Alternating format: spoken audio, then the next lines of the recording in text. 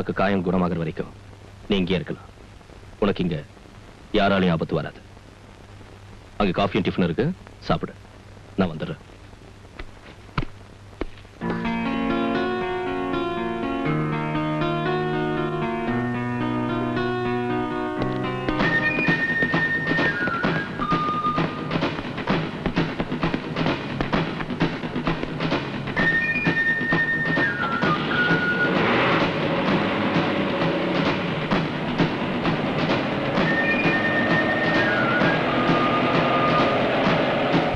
அந்த ராணியால நமக்கு எந்தவித தொந்தரவும் வராம இருக்கணும்னா அவன் அண்ணன் திலீப நம்ம கஸ்டடியில நம்ம ட்ரீட்மெண்ட்ல வச்சிருக்கணும். ஜனங்களை பொறுத்த வரைக்கும் அவன் பேங்க்ல ராபரி பண்ணிட்டு அந்த அவமானத்தை தாங்காம தற்கொலை பண்ணிக்கிட்டு செத்து போயிட்டான்னு பேப்பர்ல சட்டப்படி அனௌன்ஸ் பண்ணுங்க. அதுக்கு என்ன செலவானாலும் சரி, நான் பாத்துக்கிறேன்.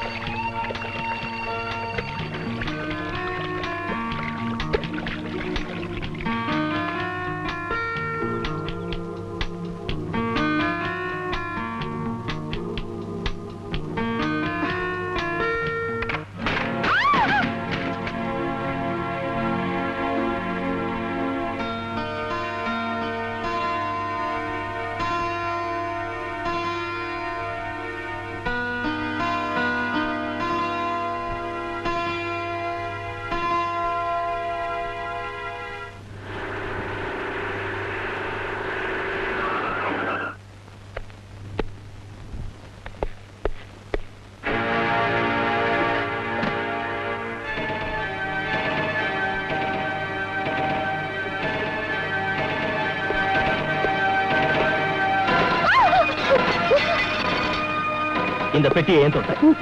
நான் ஒண்ணு தொடல. அதவே இந்த பெட்டியை தொடர அருகதை வேற யாருக்கும் இல்லை. இன்னொரு தடவை தொட முயற்சி பண்ண நான் மனுஷனா இருக்க மாட்டேன். இதுல மருந்து ட்ரெஸ்ஸும் இருக்கு. புடி.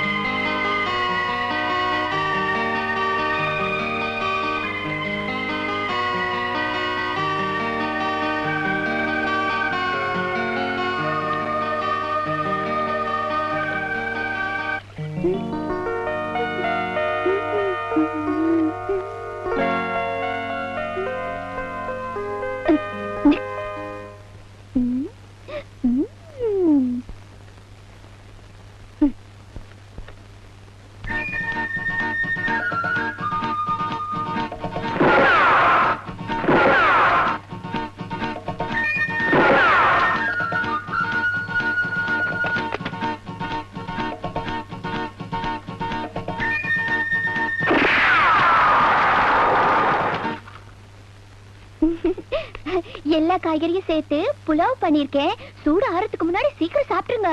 இதெல்லாம் யார் பண்ண சொன்னது? சும்மா நான் என்ன செஞ்சுட்டு இருக்கிறது? உங்களுக்கு இங்க நான் ஏதாச்சும் உதவி செய்யலான்னு தான் இதெல்லாம் பண்ணுனேன். நான் உன்கிட்ட முதல்லயே வார்ன் பண்ணிருக்கேன். எனக்கு பிடிக்காத வேலைகளை பண்ணுன நான் என்ன செய்வேன்னு எனக்கே தெரியாது.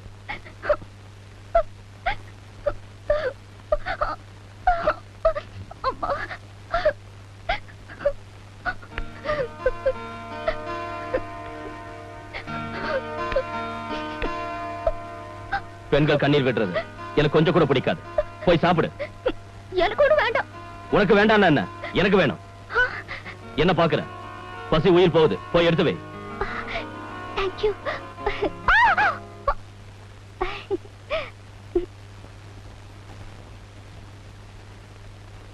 டேஸ்டா இருக்கா? இல்ல, நான் இங்க வந்து 2-3 நாள் ஆச்சு.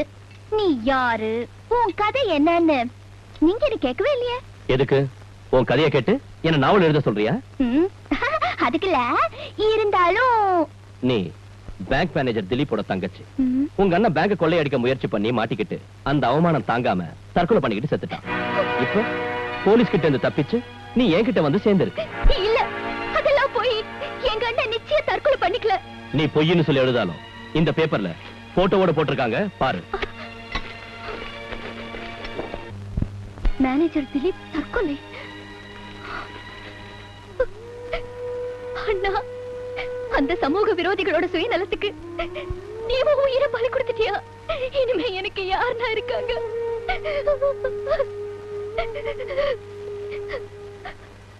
ராஜா, இந்த பேங்க் கொள்ளைக்கும் எங்க அண்ணனுக்கு எந்தவித சம்பந்தமும் இல்ல.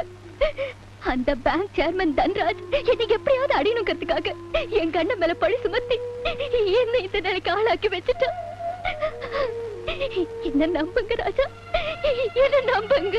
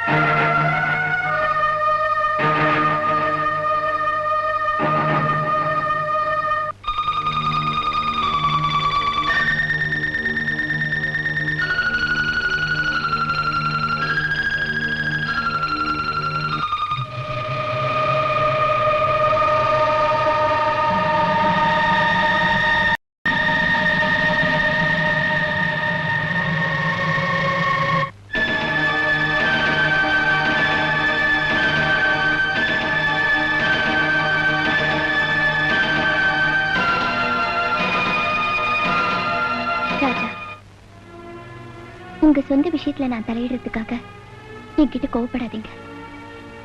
ஏதோ ஒரு பெரிய வேதனை உங்க மனசு வாட்டுது. வாழ்க்கையே வேதனையா மாறிட்டு அனுபவிச்சுதான் ஆகணும். யாரும் மனப்பூர்வமா வேதனையை அனுபவிக்கணும்னு ஆசைப்படுறதில்ல. இங்க பாருங்க, என் கால்ல இருக்கிற காயத்தோட வேதனையை குறைக்கணுங்கிறதுக்காக நீங்க மருந்து போட்டு விட்டீங்க. அதே மாதிரி உங்க மனசுல உள்ள வேதனைய இன்னொருத்தர்கிட்ட நீங்க சொன்னாதான் அது குறையுங்க.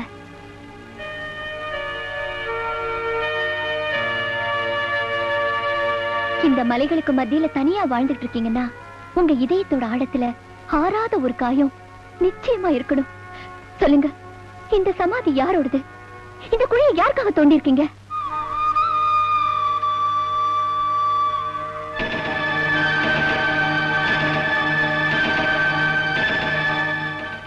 உங்க மௌனம் தான் இதுக்கு பதில்னு நினைச்சுக்கிட்டு நீங்க சும்மா இருந்தீங்கன்னா நான் இங்க இருக்கிறதுல அர்த்தம் இல்ல. இப்பவே நான் இங்க இருந்து கிளம்பி போயிடுறேன். நெல்லு, இருந்த ஒரு அண்ணனையும் பறி கொடுத்துட்டு அனாதை ஆயிட்டேன். மறுபடியும் இங்க இருந்து போய் அந்த பாவிங்க கையில நீ மாட்டிக்கிட்டு பலியாகிறதுக்கு நான் விட மாட்டேன். இந்த சமாதி யாருன்னு கேட்டேன்ல, இது வேற யாருதும் இல்ல, என் காதலி சீமாவோடது.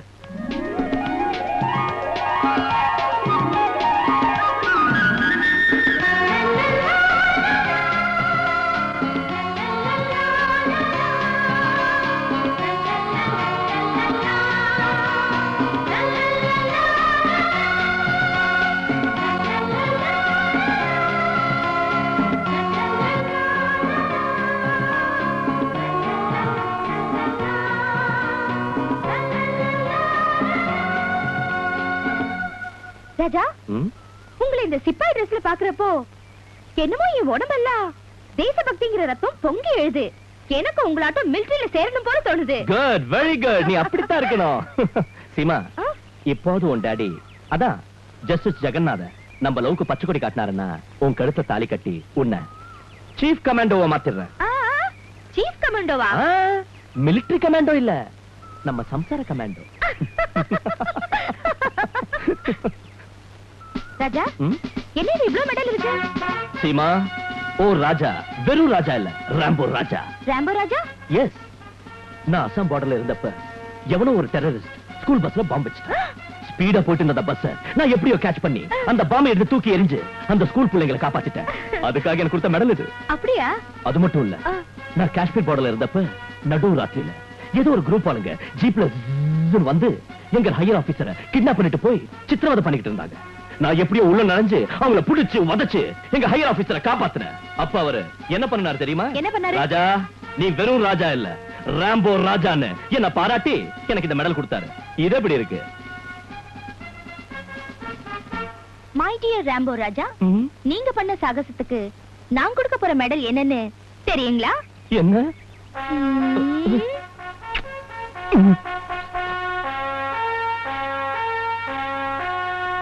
ஜெடி, யார் வந்திருக்காங்கன்னு பாருங்க.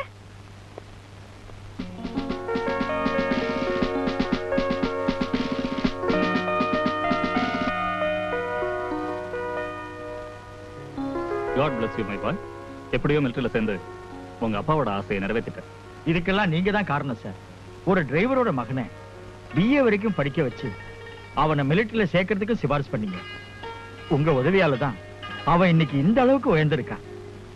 இதுல நான் என்ன பெருசா செஞ்சுட்டேன் ராமலிங்கம்? எல்லாம் அவன் மகனோட உழைப்பு.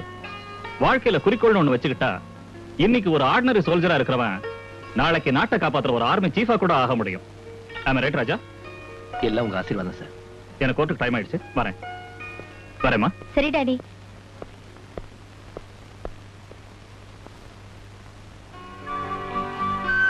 சீமா, என் வீரக்கதை இன்னொன்னு சொல்லட்டா?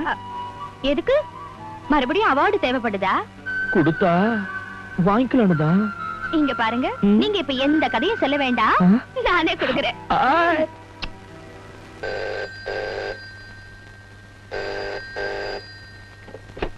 Hello. Yes sir. Okay sir, I will do it. Thank you sir. Hello inspector. Hello. இவர் ராணியோட அட்வொகேட். ராணியை இங்க இருந்து ரிலீஸ் பண்ணி கூட்டிட்டு போறதுக்காக இவர் பெயில் ஆர்டர் கொண்டு வந்திருக்காரு. கமிஷனர் எனக்கு போன் பண்ணியிருந்தாரு. எங்க அந்த ஆர்டர் கொடுங்க. கான்ஸ்டபிள், அவளை எழுத்துட்டு போய் ஜீப்ல ஏத்துங்க.